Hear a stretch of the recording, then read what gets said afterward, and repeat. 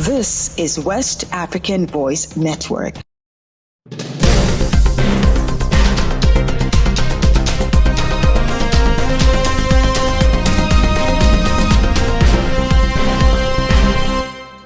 Hello and many thanks for joining us on Newswave on West African Voice Network. I am Yan Côte. We'll begin with the latest in Côte d'Ivoire as 80 French troops to stay in the country after military base handover. France has confirmed that 80 military personnel remain in Côte d'Ivoire primarily for training purposes following the official handover of the 43rd Marine Infantry Battalion military base to Ivorian authorities. Defense Minister Sébastien Lecornu stated that while France is scaling back its military presence, it is not completely withdrawing, as the remaining troops will form a joint detachment based on Ivorian need. French forces have been stationed in Côte d'Ivoire for decades, playing a key role in regional stability, including supporting President Alassane Ouattara's ascension to office in 2011. The base transfer marks a significant shift in France-Côte d'Ivoire military relations and is part of France's border military realignment in West Africa and Central Africa, following similar troops withdrawal from Mali and Burkina Faso. In Ghana, the country's 2025 budget is set to drive economic transformation.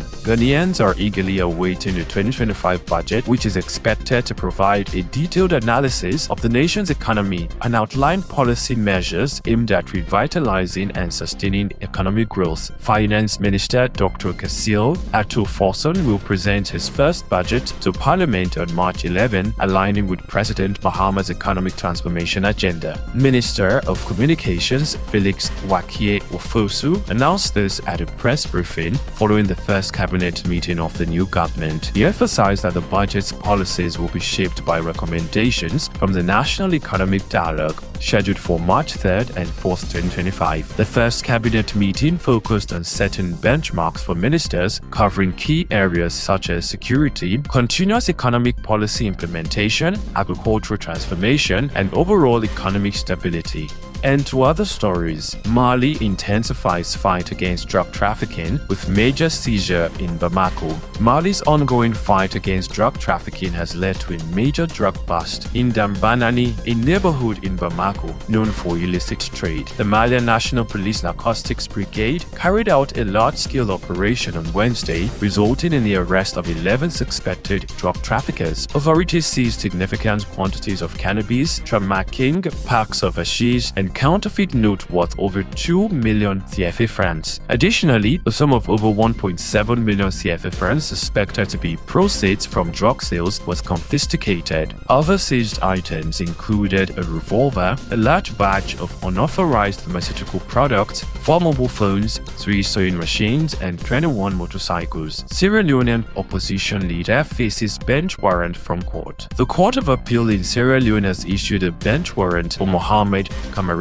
Mansari, a notable political figure and leader of the opposition Alliance Democratic Party (ADP). The bench warrant was issued as part of a ruling on Thursday after Kamarimba Mansari failed to appear in court. The decision comes after the Court of Appeal had previously announced that it would convene to hear Mansari's appeal regarding his 2021 conviction for serious misconduct involving a minor on February 20 at the Law Court building in Freetown. Notifications of the hearing had been duly served to both the state and Mansari's legal representatives. The case has now been adjourned to Thursday, February 27, 2025, signaling a continuation of the legal proceedings surrounding this significant matter. And to stories from across the sub-region, Rwanda rejects US sanctions, calls for political solutions to DRC conflict. Rwanda has strongly opposed recent US sanctions imposed on its Minister of State for Regional Integration, retired General James Kabarebe, labeling them as unjustified and ineffective in addressing the ongoing crisis in the Democratic Republic of the Congo. The U.S. Department of the Treasury's Office of Foreign Assets Control sanctioned Kabarebe along with M23 spokesperson Lawrence Kingston, citing allegations of their involvement in supporting M23 rebels and committing human rights violations in eastern DRC. In response, Rwandan government spokesperson spokesperson Yolanda Makolo dismissed the sanctions as an ineffective approach to conflict resolution, stating that sanctions is not the only solution to achieving peace. She urged the international community to back diplomatic efforts rather than impose punitive measures. Makolo reaffirmed Rwanda's commitment to seeking a peaceful resolution, emphasizing the need for sustained regional dialogue, including initiatives like the Luanda process. Despite its current challenges, the US sanctions target individuals allegedly responsible for destabilizing activities in the DRC. Acting Under Secretary for Terrorism and Financial Intelligence Bradley T. Smith asserted that the sanctions aim to hold key figures accountable for their role in the crisis. He reaffirmed the US commitment to fostering stability in the region. And that's it on Newswave on West African Voice Network. For more news from across the region and beyond, visit